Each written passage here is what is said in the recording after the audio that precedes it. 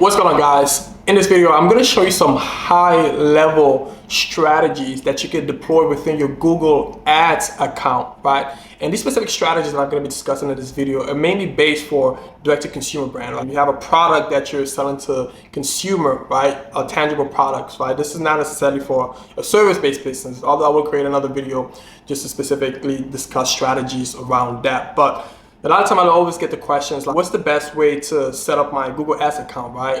Where do I put my budget? Like, what different campaigns should I be deploying, right? And that's exactly what we're going to talk about in this video. I'm going to take you guys under the hood of some of the accounts that I manage, right? We spent a lot of money in these specific accounts, and which yields a high return on ad spend. I'm talking about like a 5, 6, a 7x return on ad spend, based upon the different strategies that are deployed within this account, right? So really pay attention to this, man. Grab some coffee, grab some energy drink, whatever you need to do. Like, pay super attention, because literally deploying these strategies can mean a success or really a failure within your Google Ads account, right? And obviously, which also means a failure to your business and on your customers to generate the revenue to continue to grow your brand. So again, pay super close attention to this, and let's jump into this. My name is Frank Kenny, and I online media, which is a performance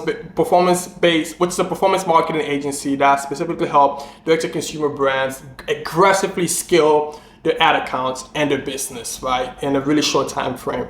All right, we got that intro out of the way. Let's jump into this ad account and let me show you some of the strategies that I'm talking about. So Google Ads is an extremely powerful distribution platform to get new customers for your brand, right? I also own a brand. I own a luxurious fashion brand, Super, right? And the strategies that I'm talking about, we use the same strategies within our own ad account to generate new customers, right? So I know what I'm talking about. I spend $5-6+ million on advertising, which is both on Facebook and both on Google, right? So I've got a lot of experience under my belt. And so again, I know exactly what I'm talking about, as I'll show you guys in the specific video, right? First of all, Google is really good at capturing demand that is already generated, right? And so, like, what do I mean by that, right? So people typically go on Google because they have a need for a specific product, right? They go on Google and search up because they have the intention to purchase something. So they go on Google and search up based upon like the inquiry, or based upon like keyword query, purchase shoes or purchase, like, you know, dresses or whatever it is, right? They go in there because they have the need to purchase a product and they need that product ASAP, right? So that demand is already there, and then basically what you're doing with Google is capturing that demand with the campaigns, right? Either from a keyword strategy or from a shopping strategy, right? By shopping, I mean like Google shopping ads, right? It's also based upon keywords, but like we just not really able to control too much of that within the ad account. And I'll show you exactly what I mean by here in just a moment, right? Other strategies outside of Google to deploy is paid social, right? Which is usually like Facebook, TikTok, or maybe even Snapchat, right? Those specific distribution platforms are really good at the create demand for a specific product, right? When you use both of these distribution platforms together, right? So you have one platform which is generating and creating demand for like the visuals and the creative that you're using within the platform, right? And then Google, which captures that demand, right? Usually, what I mean by this is that usually when you're running a Facebook ad or a TikTok ad, right, people will see your brand, whatever your product is, like, oh, this is really interesting, right? They might click on it, right? But they also go on Google and type out your brand name, right? And then if you don't have an ad to capture that demand that is being generated, right, then you can potentially lose out on that, right? So you always want to make sure that you're using both of these platforms, one to generate demand and one to capture that demand, right? As I've just explained. All right, so got that out of the way. So you have your Google ad account, right? So one thing that you have to understand is that if you previously ran Google Ads before, you have to understand like shopping campaigns are not a thing anymore, right? You cannot strictly run shopping campaigns anymore, right? What has replaced shopping campaign is Performance Max campaign. It's a new product that Google has deployed already, right? And it works very good. And the reason why it works very good is this, right? Not only does it include shopping, but it also includes Google's other inventory, such as like, it includes search, it includes Gmail, it includes YouTube ads, it includes discovery ad, it includes display ads, it includes all of it, right? So essentially, when you're running the Performance Max campaign, right, your prospects are being hit from multiple different touch points, right? They're being shown on the shopping feed, on the search, display across like different websites, Gmail, YouTube, everywhere. It works very well if you know how to set it up properly, and so I will show you here in this video, right? Again, if you know, this video is mainly based upon people who have a direct-to-consumer company, a direct-to-consumer brand, right? You're distributing products to your users, right? So with this, how you set up your accounts is not the same as somebody that has a service-based business will set up the account, right? So a lot of your budget is going to go on Performance Max campaign, right? Because the Performance Max campaign is how you now utilize shopping campaigns, right?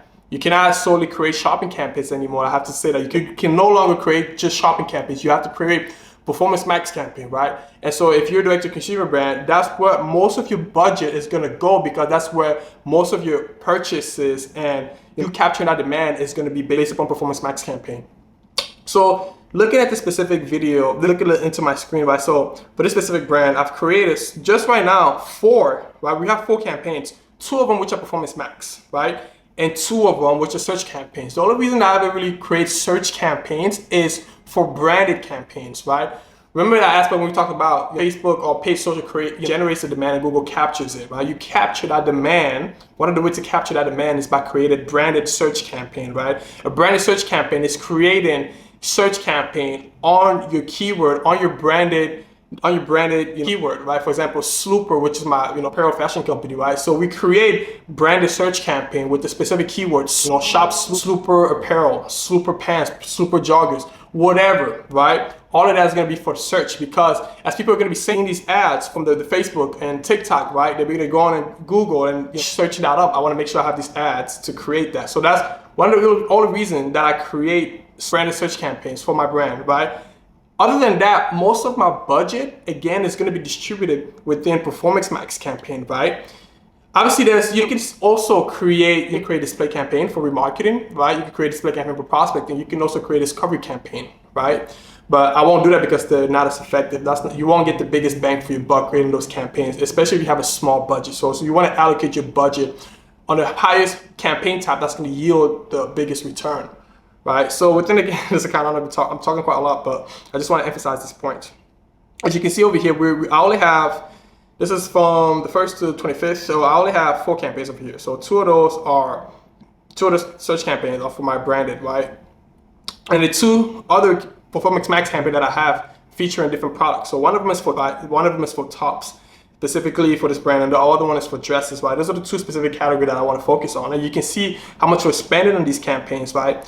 Specifically for the dress, as you can see over here, we're spending $700, right? People normally won't do this. People, what we do, they spend maybe like $100 on one campaign and then another $100 or $200 on another campaign. No. I know that these campaigns yields a high return. It has a 3x return. Like you can see over here, it has a 3x return, right? Conversion value. This is essentially like ROAS, how efficient the specific campaign is, right? It has a 325% return on ad spend, right? And that's where I'm going to distribute most of my budget. That's why I'm going to distribute most of my budget. If you can look at the other shopping campaign that we have, or other Performance Max campaign that we have over here, right? It has a 3x return, right? But I only have about like $200 over here. Obviously, when we look at the specific Alpha campaign, which is a branded search campaign, this is an exact match in terms of like the keyword category, like keyword behavior. This is an exact match, right? When people are searching up, for example, Slooper clothing, right? This is an exact match campaign, meaning that as you understand with Google, like different keyword behavior, your exact match, you have a broad match, and you also have a modified, you also have a phrase match, should I say, phrase match, right? And this campaign over here is just exact match, right? But over here on this other campaign that I have over here, this is what I call, we have called branded beta. So this has a broad match campaign in addition to a phrase match campaign, but this one is specifically just focused on the exact match. And you can see this one has a 3x return on ad spend, as you can see over here, right? All right, cool. Now, we talked about how and where to distribute most of your budget, right? Performance Max, right? You don't want to create multiple different campaign types, such as like display or like, discovery or like the other campaign strategies, right? Focus on what is driving the biggest bang for your buck, right? Focus on what is driving the most efficiency on that account, right? Now, let me show you how different methods in which you can optimize a Performance Max campaign. Right? So what do you use this audience signals in terms to guide who to show our ads to? So we're going to focus specifically on this one over here, actually on the bottom. It's dress, right? And then we're going to go to the asset group.